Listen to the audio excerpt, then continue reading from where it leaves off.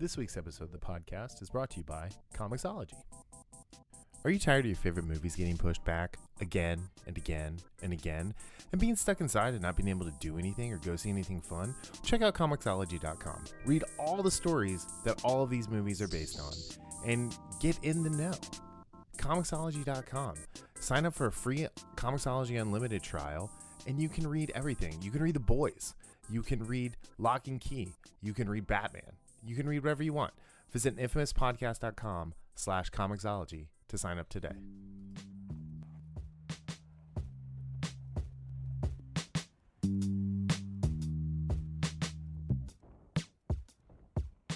Hey, welcome to this special bonus episode of the Infamous Podcast. This is Brian. I'm Disney Darryl. Disney Darryl. I thought you were a Hufflepuff, Darryl. No, I believe I'm either Ravenclaw or Gryffindor. I don't Whatever. quite recall. Yeah, basic. Yeah. You and your PSLs. That's why I thought you were Hufflepuff, because of all the PSLs. Oh, no. I'm pretty sure I'm not a Hufflepuff. I can just say that. Okay. We'll see. Anyway, welcome to this special midweek episode of the show. Darryl was in Disney World, the most magical place on earth, over the weekend, and he left on Friday, so we were not able to talk about The Mandalorian. And because The Expanse is on Wednesday this week, and the finale of the Mandalorian is on Friday of this week, we decided we're just going to pump this one out real quick, so we don't have to talk about 3 episodes in the same episode and the same show. So yeah, all right. Yeah, that would be a little bit of chaos. Yeah, I think chaos would be a nice way of putting that. So you know what chaos is? Pain leaving your body. A ladder. Yeah, it is, isn't it? Thank you. All right, so The Believer, chapter 15 of The Mandalorian, written and directed by Rick Famuyiwa? Famuyiwa? Famuyiwa? Yeah, I don't know. Anyway, he did the prison episode last season, which I really liked. My wife, that's her least favorite episode of the show. Yeah. I could tell when we were at dinner a couple weeks ago. She's none too shy about letting us know that that's her least favorite episode. I'm always a fan to see Billy Burr back. I love him. I've loved him since the Opie and Anthony days in the early 2000s. So, you know, I'm going to say I have a little bit of an issue with Bill in this episode because he kind of went full Bill Burr. You should have left me in prison. So, let's just kind of hop into it. So Mayfeld is he's a Imperial sharpshooter, sniper, whatever you want to call it, right? The dude has no chill. How did he ever finish a mission? Yeah, because if you're a sharpshooter, you're a sniper type person, you have to have that kind of, that chill. Like you said, the chill, the ability to remain quiet and still. So you have I think the perfect example of this is in the Bad Batch, the first 4 episodes of the Clone Wars season 7. Their sniper, his name is Crossfire. He's kind of like Deadshot in a way. Mm-hmm. But his name is Crossfire, and he is just like cool as the other side of the pillow, to quote Stu Scott. And he's a badass, and he's cool under every situation. Like there's a point where they're running through the halls trying to escape, and he sends the rest of the group one way, and he goes the kind of the other way to meet them. And he's like going, and he's just like throwing these little mirrors up on the wall, and then they all meet up, and there's this big swath of droids, and just one shot takes them all out because he's bouncing the laser bolt off the mirrors. It was pretty cool, but super cool and calm. Mayfeld is the opposite of that. He's full Bill Burr. So I mean, that's the only way I can think of it. Yeah, although I will say this in his defense, and part of this episode gets at the heart of it. How much of what we've seen from The Prisoner and this episode is due to what he's experienced as an Imperial sharpshooter. Oh, absolutely. I think the shell shock is there. So like Cara Dune is shell shocked, right? Mm-hmm. Like that's how they described her character, and she's starting to come out on the other side of that. But he's 100% still shell shocked, and I think at the end of this episode, he's starting to come out on the other side of it for him. Right. But did you like this episode? I like this episode a lot, and there was a lot of fun in it, obviously, but Bill Burr for me like drove this episode, and I loved seeing him as at the forefront and getting more to his character than just like you said the Bill Burr aspects, right? And the one-liners, and I wasn't a stormtrooper's wise ass. Yeah. I love how he kept poking the bear with Cara Dune, just like, oh, I bet you look at your sunny disposition, or like you'd be a lot of fun in here. Yeah, I'm gonna walk in with this dropper. Yeah. Yeah, no, you're right. So I will say there's one thing I really, really disliked about this episode. What's that? They are starting to make me like Boba Fett.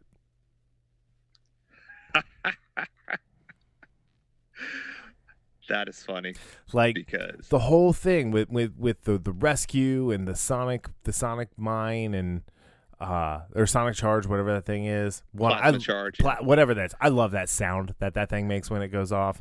Like I kind of want to make that my ringtone. Or not my ringtone, my text tone instead of the Teen Titans, the deet deet deet deet deet deet deet deet. That's when my phone text, like when I get text, that's the sound that goes off. I kind of want to make that one that but I love that sound. It's such a I mean, like it's so, and it's fun to do. But yeah, one of the few positive memories from episode 2. Yeah, that was actually a really cool part of episode 2. So my other kind of nitpick is Boba had time to stop and get a repaint on the old Beskar. Oh, that looked really clean. I mean, it was matte. It was. I liked it the other way. I like the desert worn, the battle scar. Yeah, I love that. I thought that was great. And then he's got the black jumpsuit on underneath now. I don't know. He looked good. Like let's not like mince words about it, but at the same time, it's like, dude, you're supposed to be trying to get Grogu. You don't have time to stop off and pimp your Beskar. Yeah, maybe he had something like in Spider-Man Far From Home, kind of like a, one of those labs inside. Oh yeah, maybe yeah. Just tossed it in. I just imagine Exhibit and the guys from West Alderaan Customs were in there, like just West Alder. Well, I mean, they got nothing to do. Their planet got blowed up, so they're just hanging out in Slave One. That's funny. Yeah. But yeah, to your point, like these last couple episodes, they are really rewriting Boba Fett and what he's been in Sons of I bitches. should say the movie and TV universe. Yeah, just in the live action universe. Right. I mean, because like even like Boba as a kid in Clone Wars is relatively capable. But I'm glad Tamura Morrison is back and doing it. And I loved when they were trying to figure out who was going to go with Mayfeld. And Cara Dune's like, I'll go, and they're like, yeah, right. You're wanted by the ISB, and then the cavalry's like, well, I'm wanted by the ISB too, and then they're like, well, what about you, Fett? And he goes, they might recognize my face. I love that line. And it's like that was such a low key thing. Like I almost missed it. Like, wait, why would they? Oh, because there might be some that look like him still around, but there's not. All the clones were retired at this point. But yeah, it was it was cool. And then so Mando, so Bill Barr Mayfeld made a great line. He said, it's all about what you can do to sleep at night. Like you get to that line, and that line you cross or don't is what you will do to sleep at night. And we learned a lot about Din Djarin in this episode about what he'll do. And I think part of that was because he didn't realize he was part of a cult. Yeah. Until Bo-Katan was like, oh, You're one of them. Yeah, and I love the two conversations, and this was the two scenes that when I watched the second time, I rewatched it a couple times because I love it so much. Is when they're in the Juggernaut. Yeah, he says he's like, everybody's got the lines they don't cross until things get messy. As far as I'm concerned, if you can make it through your day and still sleep at night, you're doing better than most. Yep. And to your point, him pointing out to Mando, hey, you think those people that died for Mandalorian, you think they all did it, because they wanted to? Mm-hmm. And, the whole time, Mando's kind of quiet because it's one of those things on top of what Bo-Katan and said. He's really rethinking, he's being forced to rethink everything he's been taught. Yep. Everything he's been raised on. Yep.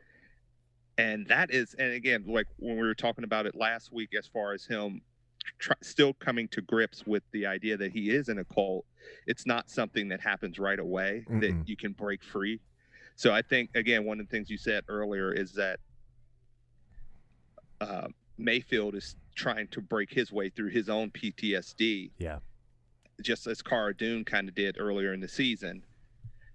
I think that's what's going on with Mando, is he's being forced to kind of break through, that cloak that's been over his eyes of this is the way, and being forced to see that maybe that's not the way. Yeah.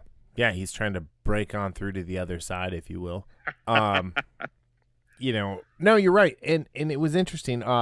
One of the things I really liked is when they were on the Juggernaut and they were trying to get the rhydonium to the Imperial base.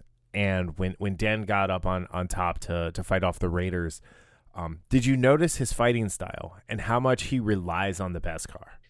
Yes, I thought that was fantastic the way they choreographed that action, because he did his standard left gauntlet block, and it just shattered the plasteel of the clone or the stormtroopers' armor. Yeah, I love little details that are thrown into shows that kind of exhibit how the writers are paying attention. Yeah, because like the shoulder pauldron got destroyed as well on that same arm, and it was really I don't know, I thought it was really cool the way he just wasn't like invincible. He kind of got beat down a little bit, like not that he doesn't always get beat down a little bit, but like more so. But because when he gets back in the car after he sees after that fight, mm-hmm. You see how he gingerly sits down in he's like, the passenger side. Oh, my back. Oh, Mayfeld, I hurt my back and my arm and my neck. Oh, but no, I thought that was a great touch and a great just kind of like callback to not callback, just call out to the I guess what's the reliance he puts on the Beskar. Right. And it's one of those things, it's muscle memory at this point. Oh, yeah. So it's one of those things you automatically do.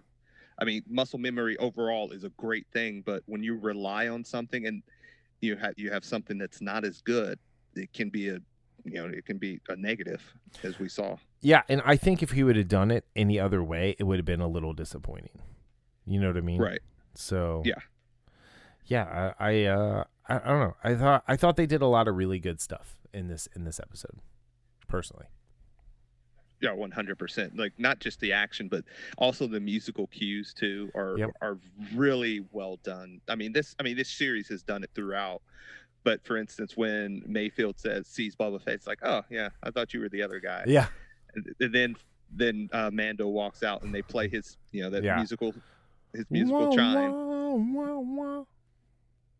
And then as we're talking about them, running from the pirates that are trying to set fire to the rhydonium, which is very volatile. It's funny enough, like the whole scene of trying to keep a certain speed limit reminds me of, I don't know if you ever used to watch the show Ice Road Truckers. Oh yeah, it's exactly what that was. So that reminded me of that, and that's one of those things I never thought about, driving over the ice too fast, because mm-hmm. It's not ice over road, it's ice over water for Ice Road Truckers. Yeah. They go too fast, it ends up breaking the ice. Mm-hmm. And that's what Yeah, that just put me in mind of that. I didn't think about that until you just said that right now. But yeah, that's absolutely a thing. That used to be one of those reality shows I would actually watch. Dude, did I mean, I told you I'm obsessed with Forged in Fire right now. Right. Like, I want to get a forge. Like, I want to start doing it. We were sitting there watching an episode while we were eating dinner. I looked at it and I was like, how much do you think an anvil costs? Like, I don't know. Started late in life. I don't know where dude, most of these people started late in life. I mean, they've had episodes of people like, I started watching Forged in Fire and started forging knives, and it's like, I just kind of want to make a sword. You know, what can I say?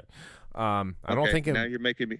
It wouldn't be very good. So now you're making me want to know how much an anvil would cost. Right? If anyone knows how much an anvil costs, Google that for me. Message us. But no, it's one of those things. But I do want to call out, like, this is only the second episode of the season that wasn't written by Jon Favreau, and I do believe the entire first season was written by Jon Favreau. I did see that Fama Yua did do the screenplay, I believe, for The Prisoner. Yeah. Okay. So maybe he's written and directed like all of his episodes himself. But I just think it's kind of funny. He's done both, where Mayfeld has been a so character. No, The Prisoner, the story was by Christopher Yost, and the teleplay was by Christopher Yost and Rick Famuyiwa. Okay. And then The Gunslinger was written by Filoni, and everything else was Favreau. And then this year, it was The Jedi was by Filoni. The Believer was by Rick, and then everything else was by Favreau. I'm really excited there's not that like big 2-week break between the the penultimate and the final episode. Was that last year? Yeah, because of Rise of Poop Walk or Poop of Pooping. Got it. Yeah. But this week is going to be a great week for us. Dude, this is like nerd Christmas a week early. Yeah. Absolutely. Hey, real quick, did you notice the background of the Ahsoka logo is the world between worlds, Veil of the Force? I didn't notice that originally, and then I was watching somebody talk about it. I noticed it about 3 seconds after we finished filming when I was putting together the thumbnail for Sunday's episode. And I kicked myself because it's like, oh, so is this how they're going to get rid of the sequel trilogy? I mean, there are people who are actually like literally believe that right now. I don't think they're going to do that, but there are a lot of people, like a lot of Star Wars channels that I watch who are like, this season of The Mandalorian's been great, but like it's leading towards, the sequel trilogy, and it just makes me sad. Yeah, well, and it's funny. Like, I laugh at that, and I get where they're coming from, but it's like, dude, enjoy what you're getting. There's plenty of story to be told before it gets to that point. It's like, I know. It reminds me of when people talk about Game of Thrones, how Game of Thrones ended, and I didn't hate season 8 like some people. I mean, like, loathed it like some people. I could 100% see the issues with it, and it was probably my least favorite season. No, not probably. It was my least favorite season. See, the first season of Game of Thrones was my least favorite. Yeah, but so if when I rewatch Game of Thrones, because I obviously will sometime down the road, I'm not going to be like, oh man, we're going to get to season 8 and this. No, I know what I have. Mm-hmm. I'm going to enjoy it. Yep. I mean, I'm not going to. You're hamstringing yourself when you're just saying, but I know what it leads to. Yeah, you can do that. I'm not if you're thinking it along those lines, I'm just saying that's just kind of a weird thing to think for me, just because I know there's so much time before we get there. Absolutely. And there's so much great stuff that they can tell because they're telling it right now with The Mandalorian. They're showing us all the great stuff, but exactly. And I think the fact that the Empire is such a force makes sense right now. But all right, so back to the show.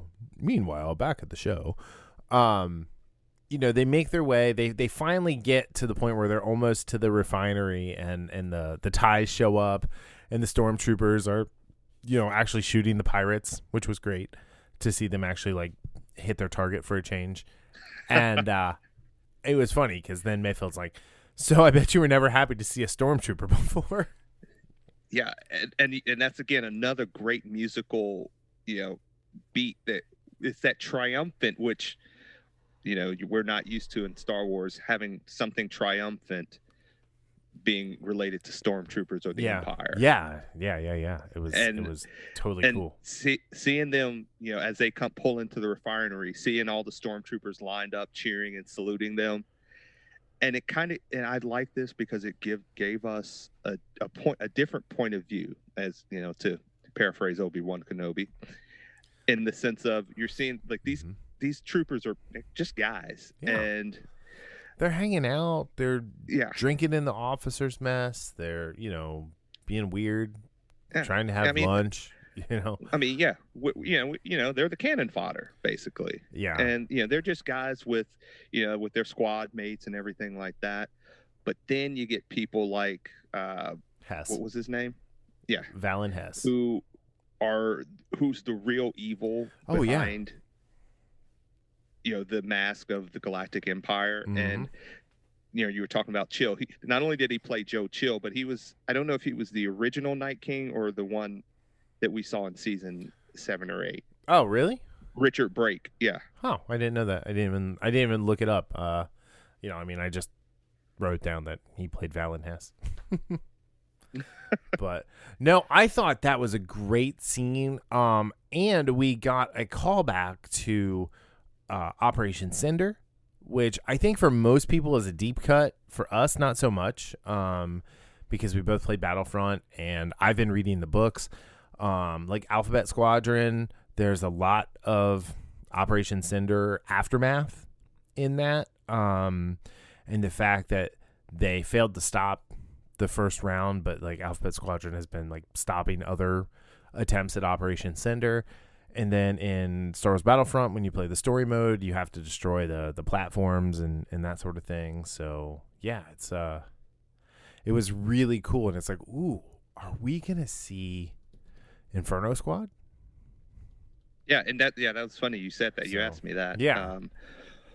But I did like the callbacks to other related material. And this is one of my favorite scenes in the entire series thus far of The Mandalorian, because again, I know Bill Burr can get Bill Burr, but he shows his depth of acting in this absolutely scene. I think this whole the whole section of the show here, when he sees Hess and he's like, oh, I can't go in there, that's my former commanding officer, and it's all for naught essentially, because Hess doesn't recognize him. But then we get the scene of Din going to the terminal, and he's been told you have to scan your face, and he tries to scan the mask. Tries to scan it. And then he takes the mask off, and all of a sudden has some kind of and this isn't a diss or anything, but it has some sort of temporary autism or something, because he just can't function. And he becomes he can't make eye contact. He's he can function. Let me rephrase that, but he can't make eye contact. He's he can't speak. He can't he's just maybe this is his shell shock, is breathing in fresh air for a change. I think that's honestly 100% true. You think about, and again, the only other time we saw him without his helmet, he was talking to a droid, so that doesn't count. But it's one of those things where you talk about people wearing different masks, and in a figurative sense. This is very much a literal sense, and I honestly do think that he doesn't know how to function correctly without that helmet on. Right. And it showed, to your point. It wasn't just that he was caught by an Imperial officer, because I would hope as a bounty hunter he could do a little bit of talking his way out of stuff, but it was absolutely like he was a deer in headlights and did not know what to do. What's your name, son? Brown Eyes. Brown Eyes what? Brown is Skywalker. It's the best meme. So I was so happy to send that to you. But yeah, I don't know. It was really interesting. Mayfeld like blows that dude away out of just sheer need to make the galaxy a better place. And this is one of those examples, because I could really talk about this whole show. I could talk about that one scene, just because it's kind of that example of, I mentioned the troops are cannon fodder, and when you have people like Hess who don't give a damn, there are a lot of leaders that they will send their troops into harm's way. Oh yeah, but they hate doing it. Yeah. This guy says, well, it was for, they're all heroes of the Empire now. Yeah. Mm-hmm. And he was the most insincere son of a bitch you'll see. Yep. But when he tells him that, with this, what is it called again? Operation Cinder? No, the rhydonium or rhydonium. Rhydonium. I'm sorry. What they can do with it, it honestly looked like Mayfeld was going to throw up. Yeah. At that scene. Like, just the look that crossed his face, like he just swallowed something so pungent that he wasn't going to be able to take another breath. And that was when I love the eye contact he makes at one point with Mando, and Mando does the shake of the head like, please do not do this. Yeah. Yeah, he realizes what Mayfeld's about to do.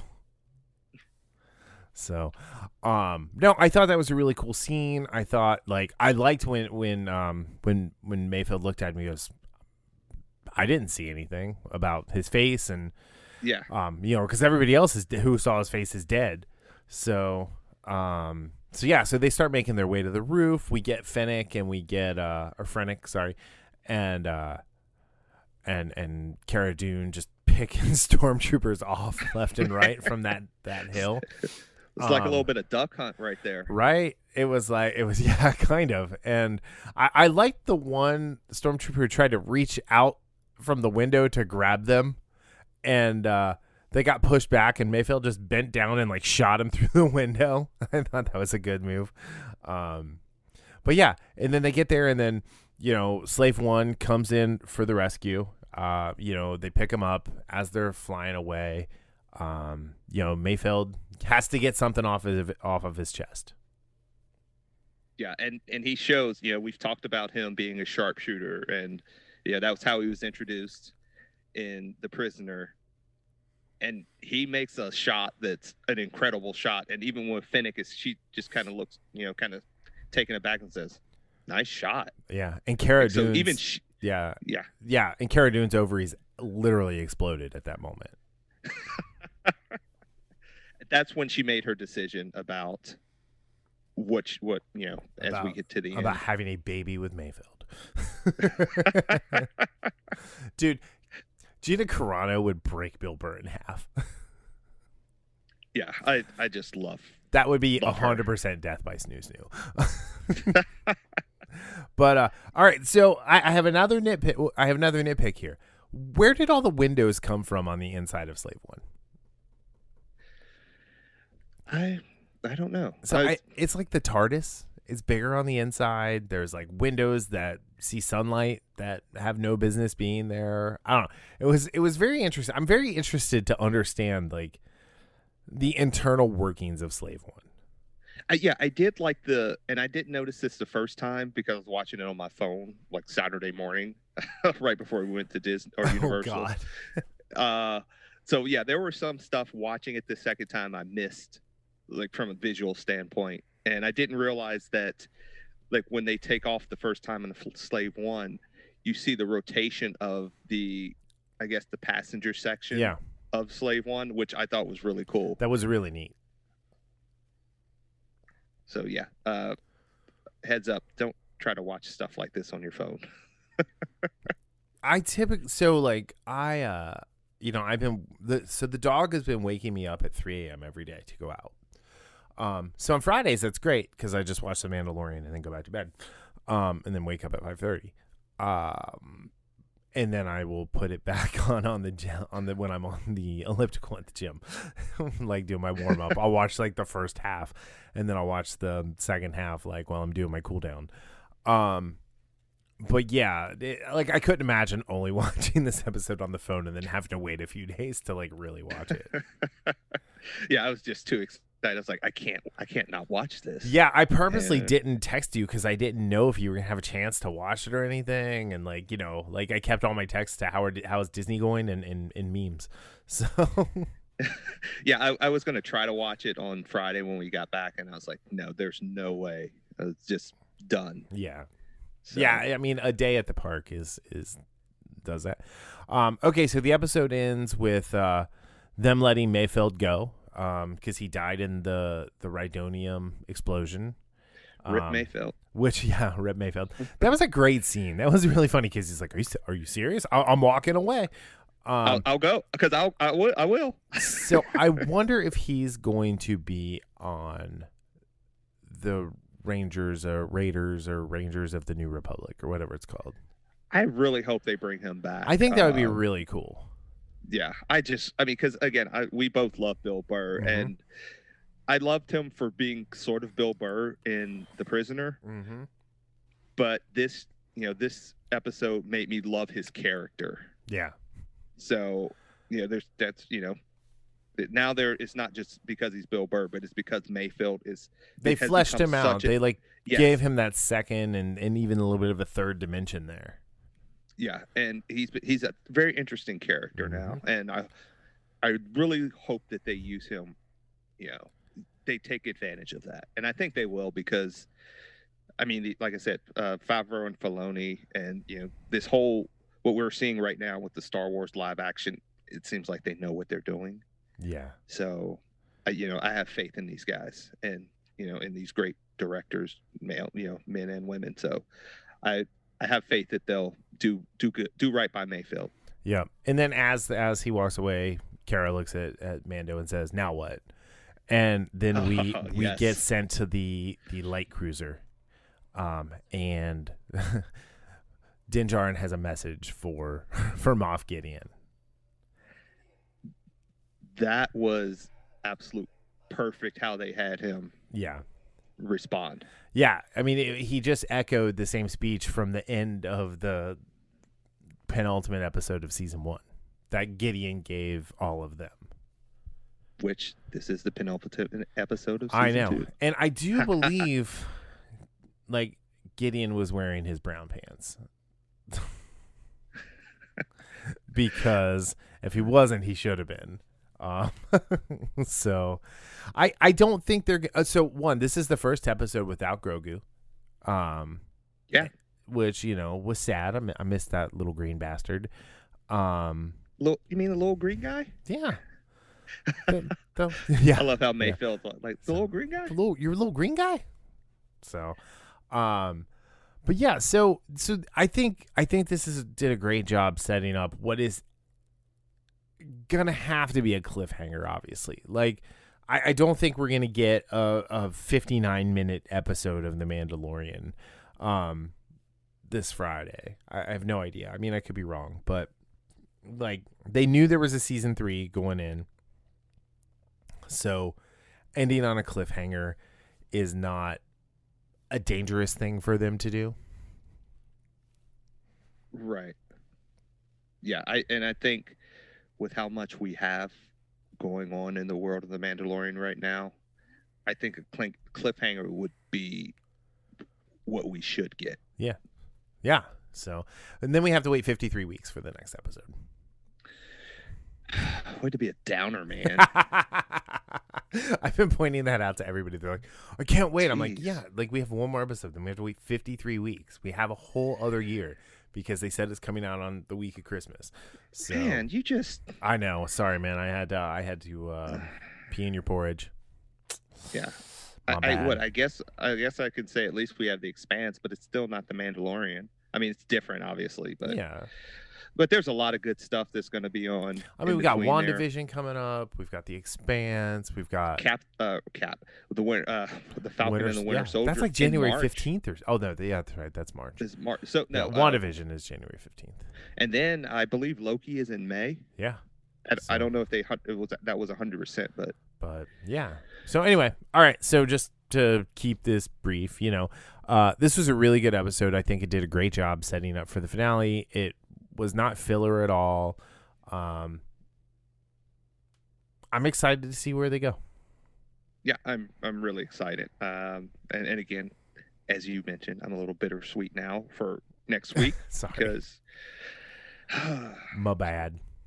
Yeah, I know. Yeah, you're bad. But yeah, I thought I really enjoyed this episode, and I've really, really enjoyed this season as a whole. Yeah, so I can't wait to talk about the rest of this on Friday. So yes. All right. Well, we will be back on Sunday with our next episode, and just a heads up, we're gonna do another bonus episode next week with episodes 2 and 3 of The Expanse, because they're putting 3 episodes out at once to start, just like they did with The Boys. But again, because The Mandalorian and because of the season premiere of The Expanse, we don't want to just jam everything in at once. Yeah. So yeah, this week is going to be fun, dude. I can't wait. Anyway, hopefully it's up on Tuesday night. So one can hope. Yeah. All right. On that note, we will talk to you guys later. Have a good one. Peace out. Bye.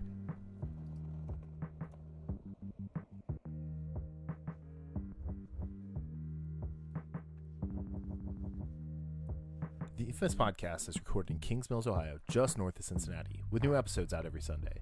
You can find more information about the show online at infamouspodcast.com or on Facebook, Twitter, and Instagram as @infamouspodcast. You can subscribe to the show on Apple Podcasts, Spotify, Google Play, iHeartRadio, or your favorite podcatching app. If you're enjoying the show, consider giving us a 5-star review on Apple Podcast, or check out our Patreon at patreon.com/infamouspodcast for our new tiers and rewards.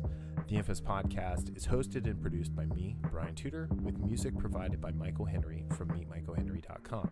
You can find me on social media on Facebook, Twitter, and Instagram as @BrianTudor. So, whenever you're listening to the show, have a great day, night, evening, weekend, whenever it is, and we'll see you next time.